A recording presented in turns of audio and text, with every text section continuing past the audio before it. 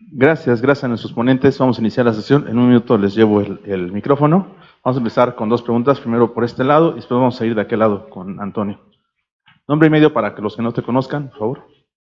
Muchas gracias. Axel Sánchez, del Financiero.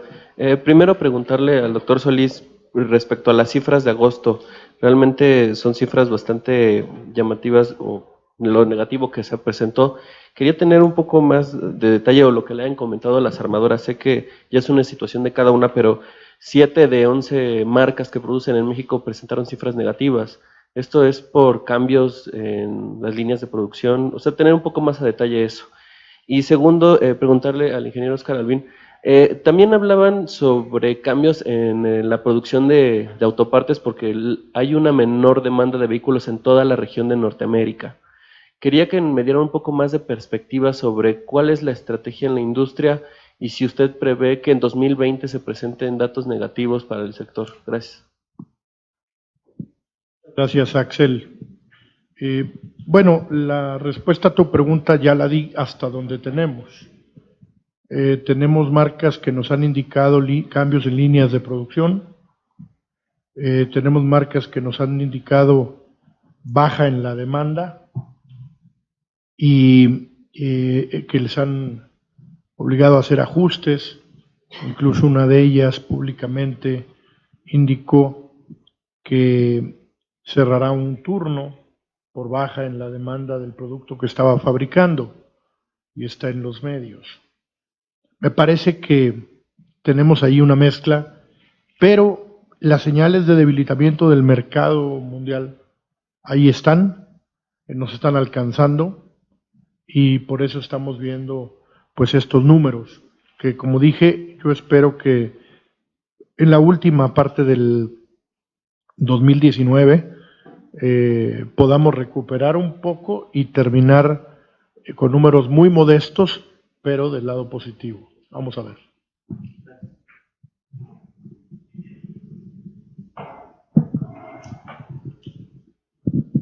Gracias, Axel.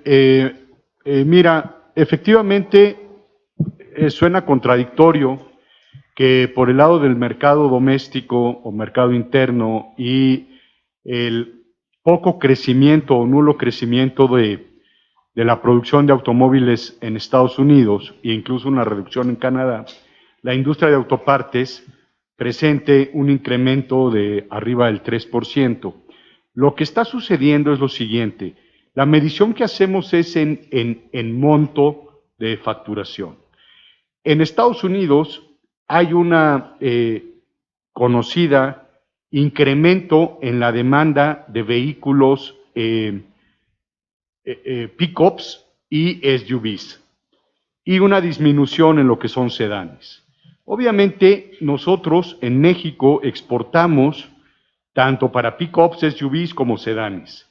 Cuando hay un incremento de demanda de producción de pickups, el fabricante, y pongo un ejemplo, el fabricante de rines de México que exporta a Estados Unidos, pues producirá un 30% más de rines de más de 20 pulgadas que cuestan un 30-40% más que los rines que produce para los sedanes que son de 16 pulgadas.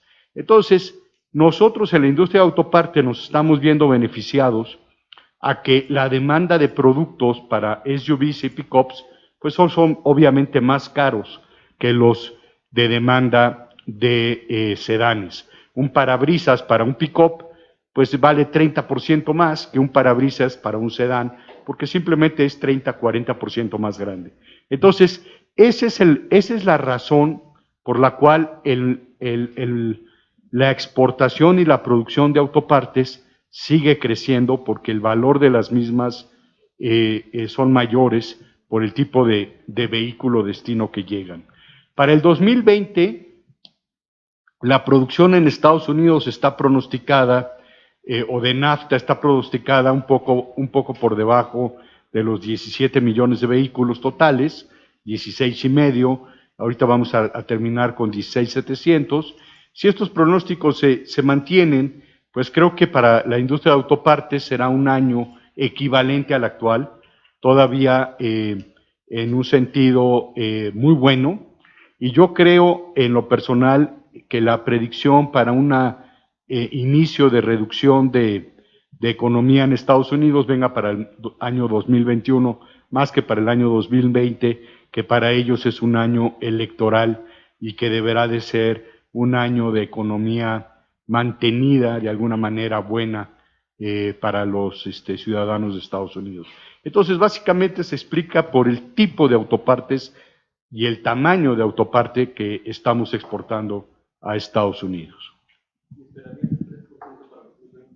Esperaría yo que al menos nos mantengamos, porque sí, o sea, este incremento se debe al incremento de mezcla entre pickups, SUVs y sedanes. Yo creo que esa mezcla pues ya va a llegar al límite porque pues es realmente alta y tampoco hay capacidad disponible. O sea, hay fábricas en México hoy que fabrican SUVs, exclusivamente SUVs, y están por encima de su capacidad instalada, están trabajando sábados y domingos, mientras que las que están dedicadas a la producción de sedanes están al 50% de su capacidad, por eso el turno que se está cerrando. Entonces, yo creo que ya estamos llegando al límite de capacidad instalada en pickups y SUVs y creo que si tenemos al menos dentro del 0 al 3%, será un buen año para la industria de autopartes. Un comentario, Axel, que Daniel me está apuntando y que no puedo dejar de compartirlo. Me dice que agregue a los dos casos que mencioné, tanto cambios en línea de producción como los que realmente traen una caída en la producción, a dos marcas que cayó justamente en agosto su periodo vacacional. Son dos marcas, puede ser también una parte importante, un factor. Simplemente me dice Daniel, son los tres tipos de casos que tenemos. Gracias. Vamos a continuar de este lado. Nombre y medio. Sí, buenos días, Antonio Durán del programa de Radio Car News, Grupo ASIR. Saludo a Eduardo, a toda la comitiva. Mi pregunta es tanto para mía como para AMDA. Sin lugar a dudas hay varios ingredientes en el ámbito internacional y nacional que están afectando las ventas de vehículos en México. ¿En qué orden pondrían ustedes esos ingredientes que han ido afectando el mercado nacional? No sé, el temor de una recesión a nivel mundial, a nivel nacional, el periodo estacional de vacaciones, etcétera, etcétera. Gracias. Bueno, pues le pasaré el micrófono ahorita al resto de la comitiva. Ahorita te lo paso al resto de la comitiva. Bueno, Toño, hemos sido muy francos, muy abiertos para compartir nuestros puntos de vista. Hacemos reuniones, AMDA, mía, Banco de México, marcas, para tratar de entender lo que está ocurriendo en el mercado. Cada quien tiene su mejor versión de lo que está ocurriendo. Tenemos unas ecuaciones econométricas, Toño, complejas, que hablan de crecimiento del IGAE, tasas de interés, tipos de cambio, en fin. Hay quien resalta la gráfica que muestra pues la desaceleración de la contratación de empleos formales.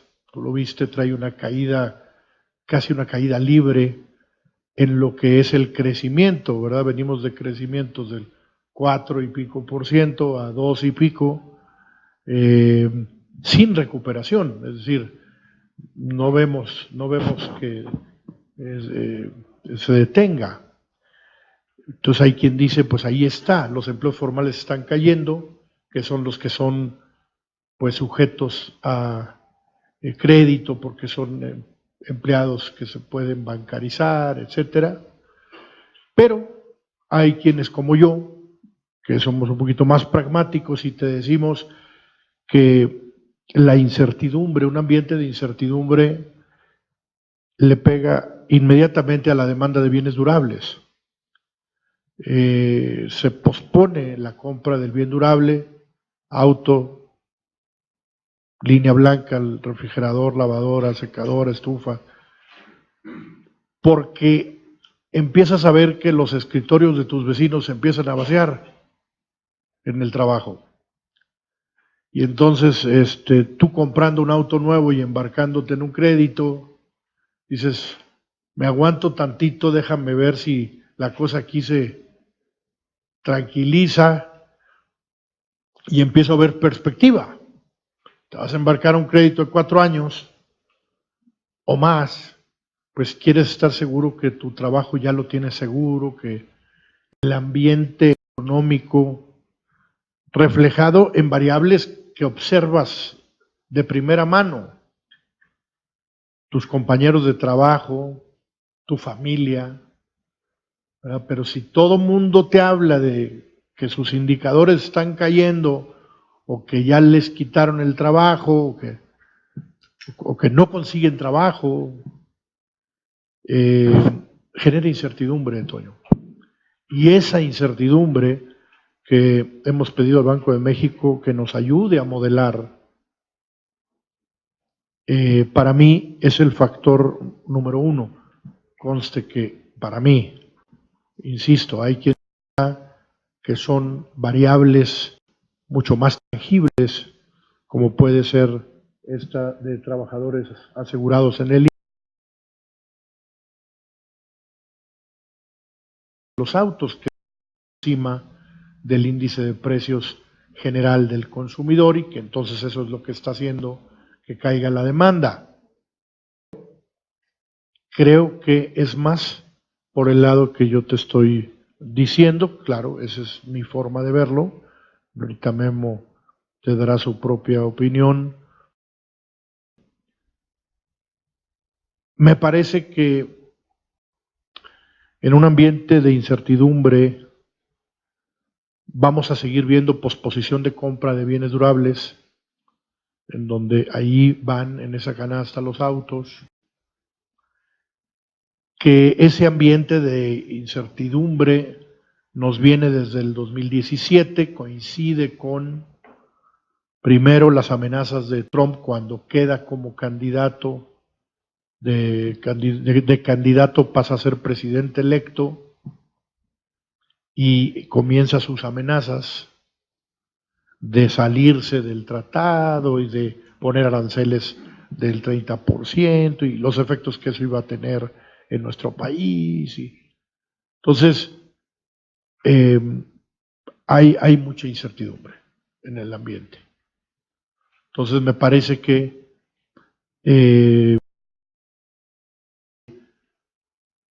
no regrese a un lugar seguro, te sientas, pues que ya pasó el tsunami, que tu trabajo lo tienes seguro por lo menos por los próximos años. Entonces, en ese momento vuelves a tu ritmo de adquisición de bienes durables.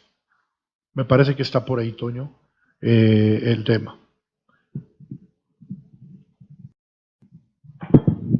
Gracias, Eduardo.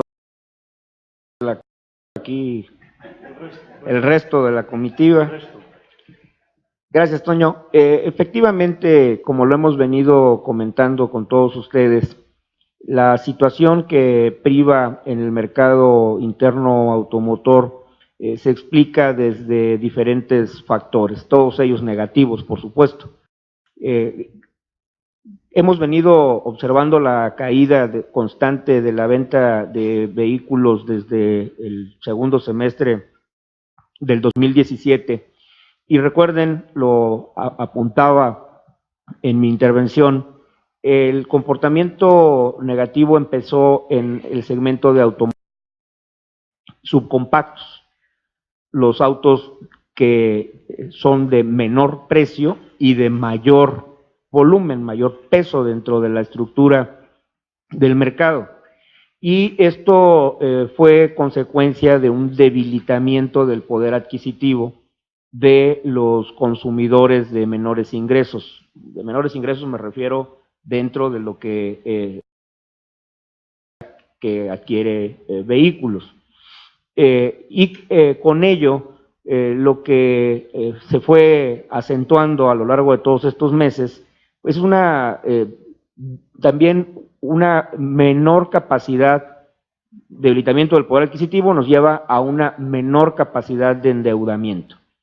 Ya tenemos un núcleo importante de personas que aún teniendo la necesidad o el interés o ambas cosas por adquirir un vehículo, no están pudiendo hacerlo en virtud de que están no calificando en una solicitud de crédito. Hay un deterioro en la posición de los compradores, en su posición económica.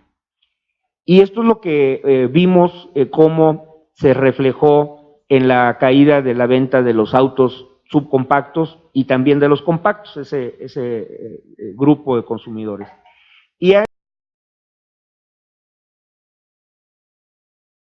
la incertidumbre de la que hacía referencia Eduardo Solís, que ya no únicamente está afectando la venta de los automóviles de menor precio, sino también a los autos de lujo, los vehículos de usos múltiples que habían venido hasta el año pasado teniendo un comportamiento favorable. Ante el escenario internacional que luce muy complicado y que nos está afectando en la llegada de nuevas inversiones que a su vez tienen una repercusión en una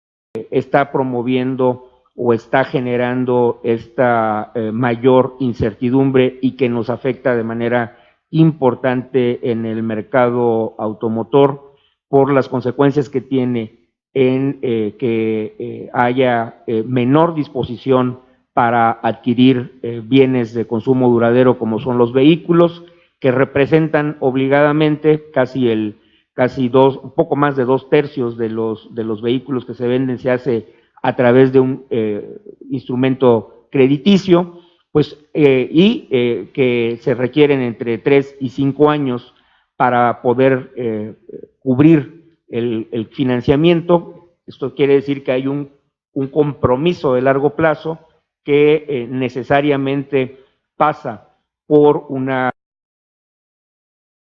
en la situación económica que se tenga y en la perspectiva a futuro, cuando menos de los próximos 4 años, la postergación de las decisiones de compra, incluso de clientes que se acercaron a la distribuidora, que hicieron la solicitud de crédito, que tienen la opción de la solicitud de crédito, pero que finalmente no toman la decisión para adquirir el vehículo. Entonces, creo que ese es el panorama, desafortunadamente, tal cual como se muestran los diferentes indicadores económicos y los diferentes tópicos políticos en el mundo, no estoy viendo una posibilidad de mejora en el corto plazo. Creo que seguiremos teniendo un panorama complicado en el mercado mexicano en lo que resta del año, notoriamente con un retroceso que se estará acentuando. Si en este momento estamos en una caída del 7%, estamos viendo que el cierre del año, el último cuatrimestre, esta disminución en las ventas se acentuará para llevarnos a una caída en el 2019 que puede estar cercana al 10% en comparación con el 2018 y que hacia el 2020 pues no vemos que vaya a haber un cambio, digamos, en el ritmo del mercado como para iniciar una fase de recuperación. Más bien creemos que podemos entrar, sería en este momento en el que llevamos 27 meses con resultados negativos y seguimos cayendo, pues lo que estamos esperando es que llegue ya la etapa de estabilidad. O sea, sin crecimiento, pero cuando menos ya sin caídas en lo que sería el resultado del 2020. Yo como el resto. ¿Cómo dijiste, Toño? ¿Los El otros? resto de la comitiva. Ah, el resto de la comitiva. Sí, no, ya, chiquito. Toño, de todas maneras se te quiere. Se te quiere y se te reconoce. No, yo nada más quisiera agregar, ¿cuál podría ser? Incertidumbre es la palabra de toda la industria.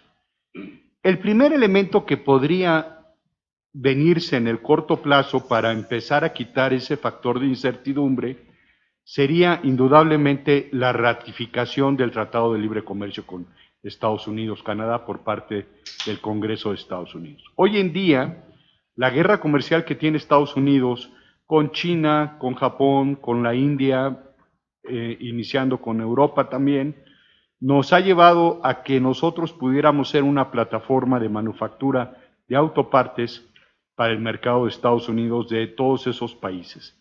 Sin embargo, no terminan por aterrizar porque también se cuestionan. Y México va a ser una plataforma a largo plazo segura de exportación a Estados Unidos, libre de aranceles, pues mientras no tengamos el TEMEC ratificado por Estados Unidos, no lo podemos asegurar. Entonces, yo creo que dentro de todas las incertidumbres que marcan el mercado interno y el gobierno federal que tenemos, la ratificación del tratado comercial en el corto plazo sería una luz dentro de toda la oscuridad que hay en el tubo. Entonces, ojalá y se nos dé, porque nos va a abrir puertas para la inversión extranjera de todos esos países que están envueltos en esa guerra comercial con Estados Unidos. Gracias por la pregunta, Toño. Sí, continuamos acá con Sara Cantera. Gracias. Yo le quiero preguntar al doctor Solís, justamente si tienen alguna expectativa de que ya se apruebe el TEMEC en estos días, ahora que el canciller Marcelo Ebrard anda en Estados Unidos dando resultados de lo que se hizo aquí en materia de migración. No sé si eso pudiera acelerar un poco la aprobación del TEMEC. Y también a Guillermo Rosales le quiero preguntar qué resultados ha tenido la disminución del IVA en la zona, en la franja fronteriza, si ha incrementado las ventas en esa zona y qué respuesta les han dado de la devolución del IVA, que creo que estaba pendiente para los distribuidores. No. La aprobación del TEMEC en Estados Unidos, o por sus siglas en inglés, el USMCA, está ahorita en un debate entre los demócratas y los republicanos, y por supuesto entre ellos también la administración del presidente Trump. Los demócratas encabezados por Nancy Pelosi, lo hemos dicho en el pasado, han señalado algunos de los temas como el tema de las farmacéuticas, como el tema de los alcances del capítulo de solución de controversias, como temas que ellos quisieran, temas laborales también, medioambientales, como temas que ellos quisieran ver fortalecidos en el acuerdo. Han hecho visitas a nuestro país. Es un debate, por un lado, bastante interno, pero uno en el que hemos tratado de ofrecer toda la información posible,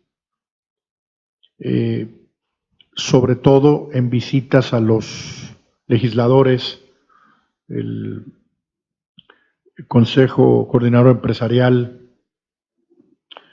ha puesto una oficina allá a través del Consejo Mexicano de Hombres de Negocios. Esa oficina, que está encabezada por Sergio Gómez Lora, algunos de ustedes lo conocen, pues tiene la encomienda de visitar a todos los legisladores que no están 100% convencidos.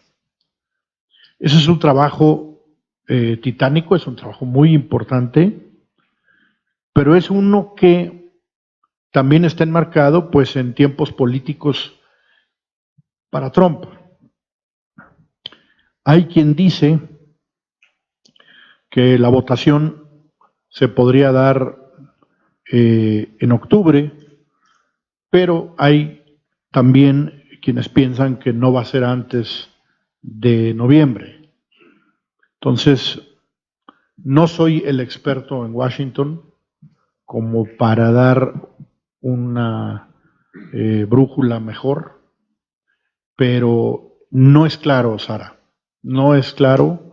No hay nada que me indique que en los próximos días vaya a haber una votación. Y también hay que tener tiempos, tiempos muy claros, en cuanto a que una vez votado, dos cosas todavía tienen que pasar. Uno son los 90 días después de la votación, para que pueda entrar en vigor, no antes. Pero todavía más importantes son las reglamentaciones uniformes del tratado, que una vez que se terminen estas reglamentaciones uniformes, tienen que pasar 180 días después de que se terminen. Entonces, eso te da una idea de que si tú sumaras 60 días, 180 días, 6 meses, después de que se terminen las reglamentaciones uniformes, o 90 días después de que y agrégale a eso, 90 días después de que se vote, pues estamos viendo un tratado que en el mejor de los casos, pues será, creo yo, 1 de julio del próximo año, en el mejor de los casos. Es decir, que todo ocurriera este año, tanto la votación como la terminación de las reglamentaciones uniformes. Si eso ocurriera octubre, noviembre o diciembre, y le tienes que agregar por un lado los 90 días que te lleva abril, pero por el otro lado los 180 días que te lleva a junio, pues estamos hablando de que el mejor de los escenarios es 1 de julio del 2020, en términos de los tiempos establecidos por los Estados Unidos. ¿En dónde aparece esto? Hay un documento que la administración entregó al Congreso que se llama en inglés State of Administrative Action, SAA. Si tú lo bajas, el State of Administrative Action del USMCA, entregado aproximadamente hace unos 2-3 meses por parte de la administración al Congreso, entre otras te vas a encontrar esto, los tiempos que le están marcando el Ejecutivo al Congreso, diciéndole cómo es el futuro desarrollo del tratado si fuera el caso que lo aprobaran. Entonces te invito a que bajes ese documento, State of Administrative Action, en donde podrás encontrar, entre otras cosas muy importantes, las fechas. Entonces, hoy, por ahora, digamos, mi mejor estimación, y repito, no soy el más experto en temas de Washington, pero a mi mejor entender, el tratado no entrará antes del 1 de julio del 2020, por las razones que acabo de describir. Gracias, Sara. Respecto a el decreto de estímulo fiscal para la frontera norte, aplicable para las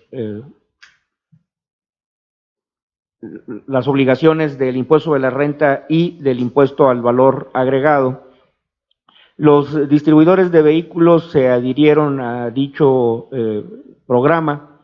Estamos hablando de números cerrados, 150 distribuidoras ubicadas en las ciudades de frontera, y como publicaste la semana pasada, no ha habido un repunte de manera relevante en lo que corresponde a la venta de vehículos de la franja fronteriza. Hay que tomar en cuenta que sí se muestran resultados positivos, principalmente en Baja California, aun cuando estos se encuentran también por abajo de lo que hubiera sido una expectativa por este importante beneficio para los consumidores de tener un pago de IVA con el 8%, es decir, 8% de diferencia en el precio final del vehículo. Hay que también tomar en cuenta que el año pasado, 2018 y 2017, fueron años en los que las ventas en la franja fronteriza tuvieron caídas importantes. Por ejemplo, el caso de Baja California cayó 20% el año pasado, mientras que el promedio caída del 6%. Entonces hay una base de comparación mucho más baja, por lo tanto es un factor adicional y no es únicamente el beneficio en la disminución de IVA lo que nos está llevando a que haya números positivos en el orden de un 2 a 3% en la venta de las plazas fronterizas, que si bien es mucho mejor de la caída del 7% del promedio nacional, pues no está reflejando en la magnitud esperada este beneficio de la disminución del IVA para los consumidores. Lo que sí está representando es una carga muy importante en términos financieros para los empresarios adheridos a este programa de estímulo fiscal. En general, se observa un lento avance en lo que son los trámites de solicitud de el IVA excedente. Y para quienes no hayan seguido de cerca este programa de estímulo, brevemente les explico cuál es la situación que se origina y que nos está afectando a los distribuidores de esas plazas. Cuando las empresas compran los bienes que comercializan fuera de la franja fronteriza, lo hacen a causantes, a empresas que no tienen este beneficio y que por lo tanto su venta, su facturación es con el IVA del 16%. Este es el caso del mercado automotor. Cuando los fabricantes surten, venden, facturan, cobran obviamente a los distribuidores, va sobre un IVA del 16%, el precio del vehículo al que le están vendiendo al distribuidor. Cuando el distribuidor vende este vehículo a su cliente final, lo vende con un IVA del 8%. Esto quiere decir que el IVA que está cobrando es inferior a el IVA que pagó, lo que representa que cada mes tenga una cuenta de IVA por recuperar. O sea, hay un pago excedente de IVA respecto de lo que cobró. Y conforme al programa y al Código Fiscal de la Federación, este excedente se tiene que hacer una solicitud, una gestión ante el Servicio de Administración Tributaria para poderlo recuperar. El código lo que marca son 40 días hábiles para obtener la autorización y devolución por parte del SAT. Lo que está ocurriendo es que estamos teniendo trámites de más de 6 meses, procesos totalmente injustificados en su complejidad, documentación además de excesiva, inútil, solicitada por el SAT para hacer la autorización y estamos teniendo ya problemas en el flujo de las distribuidoras porque se ha venido acumulando. O sea, cada mes esta cifra pendiente de recuperar va creciendo y estamos ya en el mes de septiembre en el que de continuar esta tendencia, pues estará poniendo en riesgo la operación de los distribuidores, incluso muchos ante este panorama, pues estarán ya en la necesidad de retirarse del programa de estímulo fiscal porque es insostenible seguir subsidiando al gobierno con una importante cantidad de IVA por recuperar, máxime cuando no se han tenido los resultados que se hubieran podido esperar. Ante esto hemos tenido acercamientos con el Servicio de Administración Tributaria, tanto los fabricantes representados en la mía, el doctor Solís personalmente, nosotros en la AMDA, y hemos tenido siempre un muy buen trato de parte de la maestra Margarita Ríos Farjat en cuanto a su disposición para escuchar la problemática. Pues lo que no hemos tenido desafortunadamente es una solución. O sea, hay muy buen trato, hay muy buena disposición para escuchar, pero no se resuelve nada.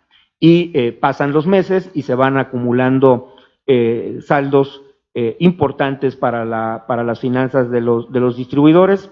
Esto no es exclusivo del gremio automotriz, abarca a todas las empresas que están dentro del programa de estímulo fiscal y aún más grave a todo el ámbito geográfico del país, dado que la eliminación de la compensación universal a partir de este año ha hecho que muchas empresas que se encuentran con proyectos de crecimiento, de inversión, etcétera, generen por necesidad de estos procesos saldos de IVA a favor, al margen de lo que son el programa de frontera, y que están haciendo muy complicada la sobrevivencia de múltiples proyectos. Esto ha llevado a los organismos de representación empresarial cúpula del país, como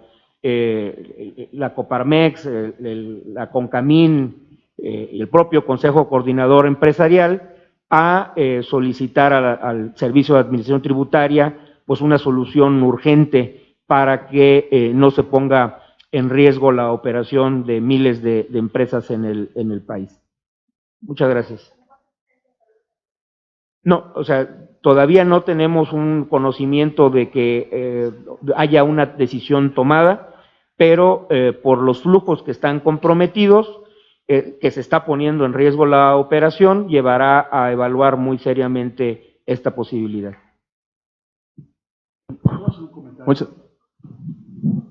Adelante, doctor.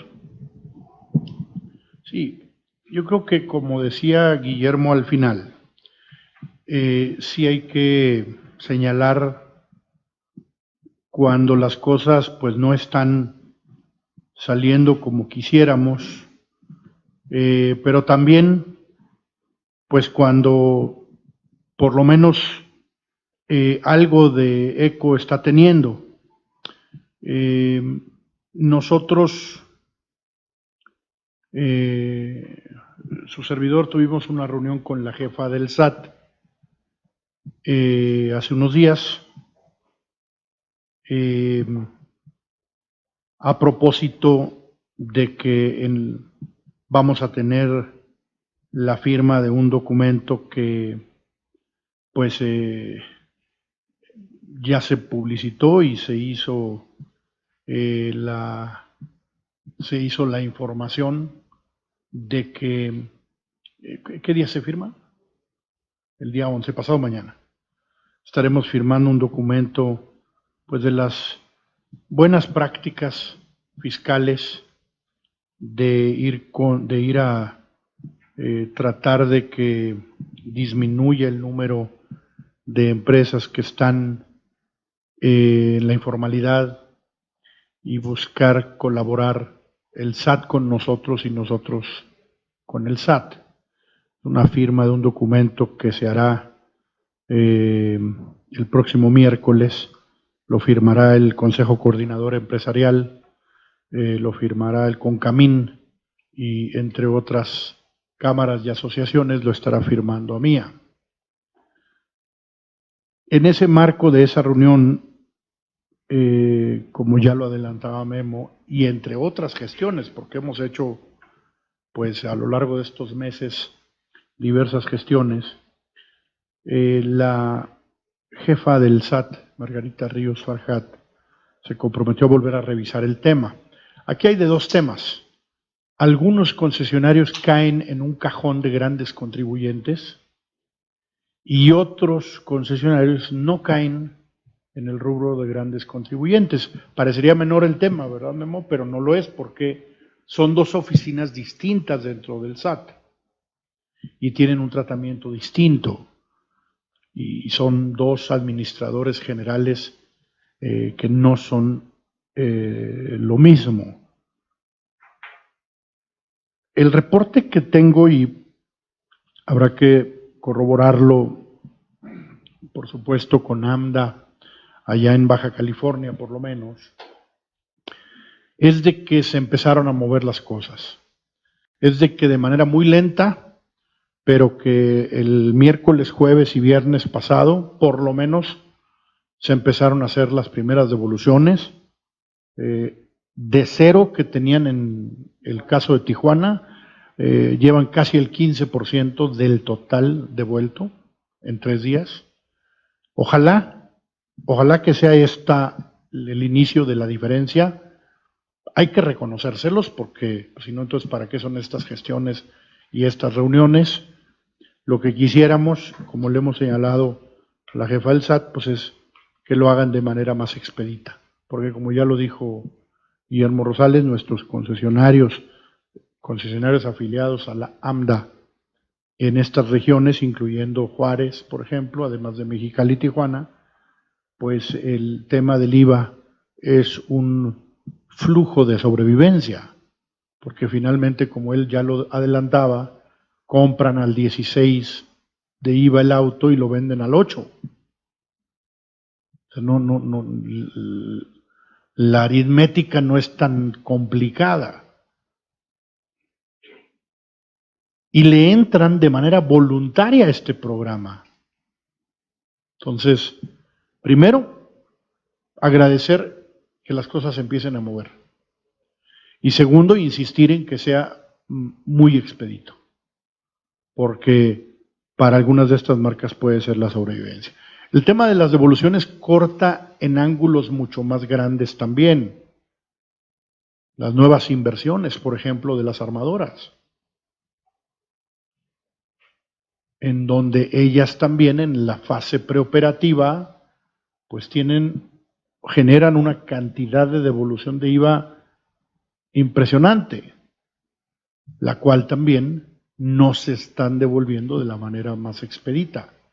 Entonces, yo creo que el tema de las devoluciones es un tema mucho más amplio, es un tema que también corta en otras industrias, por eso es un tema que trae también la CONCAMIN y el Consejo Coordinador Empresarial. Gracias. Si les parece, vamos con la última pregunta. Acá, bueno, dos últimas preguntas. Por favor, Ivette. Hola, buenas tardes. Yo le quería preguntar al ingeniero Oscar Alvin. Mencionó hace un momento que ve una posibilidad de que algunas autopartes pudieran venirse a México, bueno, la producción de esas autopartes pudieran venir a México a raíz de la guerra comercial entre Estados Unidos y China. Entonces, quisiera preguntarle qué tipo de autopartes podrían ser y ¿cuáles serían los beneficios? O sea, además de la cercanía con Estados Unidos, no sé si, por ejemplo, en salarios o qué otros beneficios pudieran tener estas empresas para poder venir a México. Y al doctor Solís quería preguntarle, un poco en el sentido opuesto, si no ve un riesgo en esta guerra comercial de que algunos fabricantes ya han anunciado que moverán la producción de vehículos de Estados Unidos a China.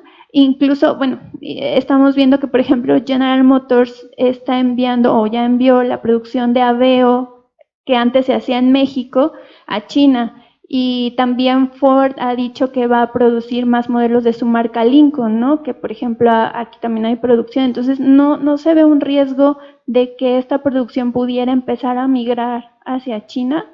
Gracias. Mira, en tema de autopartes de Asia hacia México, ¿qué tipo de autopartes? Prácticamente de todo. Tanto autopartes para el mercado de repuesto, de aftermarket, que se exportan mucho a NAFTA en general, y autopartes de uso intermedio, que emplean fabricantes nivel 1 y que hoy en día importan de China. Sobre todo productos de aluminio, de acero, de forja. China se ha convertido en un clúster muy competitivo, pero que con aranceles del 25% pues es imposible poder competir, y están planteando el aterrizaje en México cuando el TEMEC esté ratificado. Entonces, en general, son partes para el mercado de repuesto y autopartes para bienes intermedios, sobre todo para abastecer el nivel 1 de autopartes producidas en NAFTA, básicamente. Y le paso los micrófonos al doctor.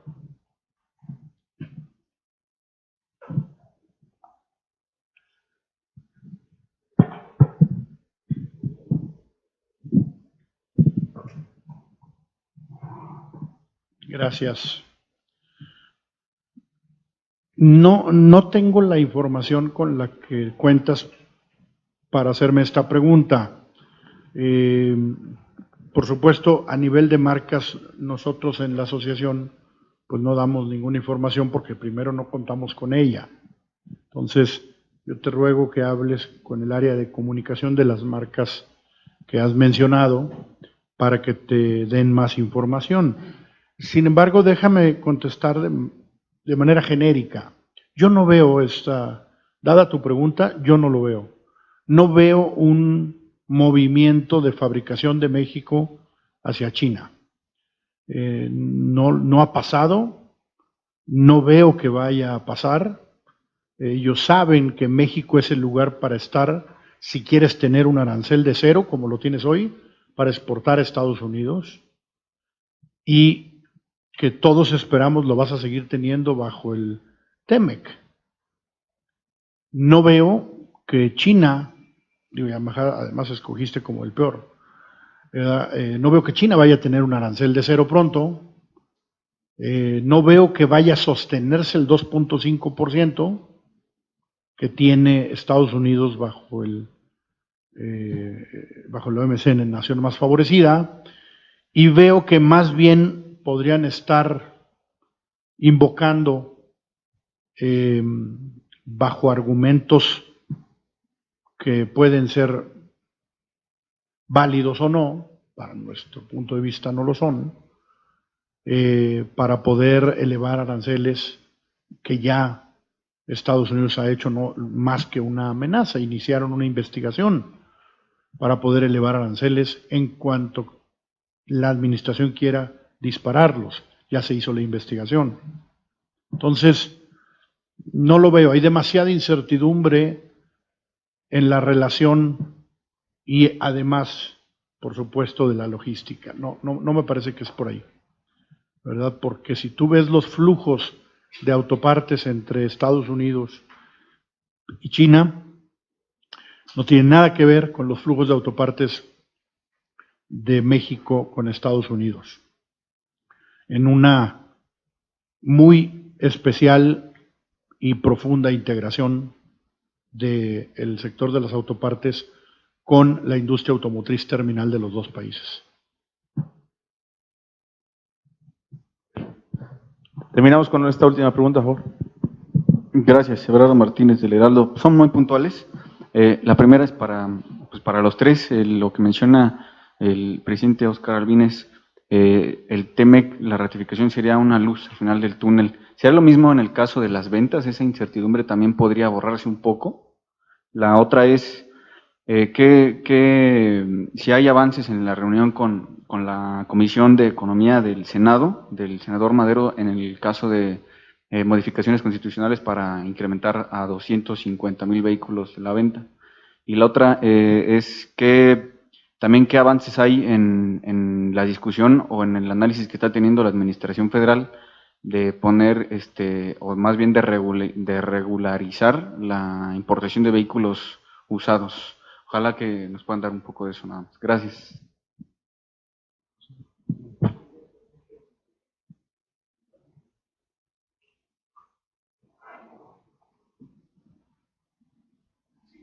Tomo una parte de tus preguntas. Sí, yo creo que el mercado interno tiene más incertidumbres que solamente el tema del tratado. El mercado interno tiene variables, sí, de índole internacional, porque pues, somos un país que tiene un Producto Interno Bruto con un alto porcentaje dirigido al comercio exterior, y por lo tanto son empresas que el TEMEC y la incertidumbre de su ratificación pues ponen en este modo de incertidumbre a los propios empleados de las empresas. Pero me parece que no, eso no alcanzaría, me parece a mí, para poder encontrar las certidumbres que se requieren de mediano y largo plazo en este país. Hay, como dicen los expertos, algunos vientos que hablan de contracciones en la economía hacia el futuro. Yo no soy el experto para poder decir si va a ser así o no, pero todo eso genera incertidumbre en nuestro país. Esta misma incertidumbre de crecimiento existe en el mundo y lo ha señalado el Fondo Monetario Internacional, el Banco Mundial.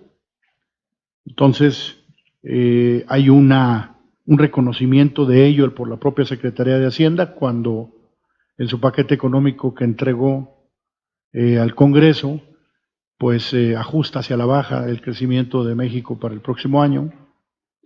Me parece que hay más elementos que tenemos que considerar.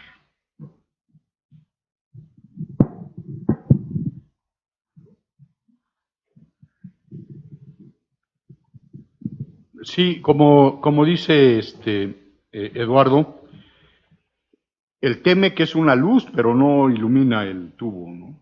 Es una luz. En tema de mercado interno hay mucho más factores. En particular, en la industria de autopartes, parte del mercado interno es las autopartes para el mercado de repuesto, para el aftermarket que se llama en inglés. Y en ese, a diferencia de lo que sucede hoy, los automóviles que salen al mercado a repararse fuera de las agencias son aquellos que tienen más de 4 años, que ya perdieron o ya cumplió su periodo de garantía y que el propietario empieza a mandarlo a las refaccionarias, no a las refaccionarias, a los talleres independientes, y estos talleres independientes se abastecen de autopartes del mercado independiente, muchas de ellas producidas en México. Entonces, todos esos autos de 4 años, pues estamos hablando de los vehículos que se vendieron en el 2014-2015, que era una tendencia hacia arriba. Entonces, en el 2015 se vendieron más que en el 2014 y se vendieron más que en el 2013. Veníamos hacia arriba, entonces están llegando al mercado independiente más automóviles que el año pasado a vender de 4 años. Y también de 8 años, que son otro periodo. En 4 años empiezas a vender autopartes de frenos, de discos de freno, todo ese tipo de cosas. Y los automóviles de 7, 8 años, pues ya les empiezas a cambiar partes de la suspensión como amortiguadores. Entonces, el mercado independiente se está viendo beneficiado del parque vehicular de 4 años y más. Entonces, eso está sosteniendo de alguna manera el mundo de autopartes de aftermarket. Dentro de 4 años, pues estaremos viviendo lo contrario, que son menos autos que se están vendiendo hoy. Pero el TEMEC pues, es una luz dentro de un tubo que necesita ser iluminado por muchos muchos otros factores. Memo, para concluir, si quieres, y cerrar la reunión. Gracias, Oscar. Coincido ya con lo que han expresado el doctor Solís y el ingeniero Oscar Alvin en este tema de la incertidumbre y adicionaría que no hemos tenido avances concretos en la agenda legislativa. Esperamos que este periodo recién iniciado, periodo de sesiones en ambas cámaras, podamos tener avances. Seguimos teniendo un contacto permanente con los diferentes grupos parlamentarios y las comisiones respectivas, tanto en el Senado como en la Cámara de Diputados, y por lo que hace a el tema de la regularización de vehículos de contrabando, de vehículos ilegales, no hay todavía, al menos que se nos haya comunicado, no hay una decisión tomada por el presidente Andrés Manuel López Obrador.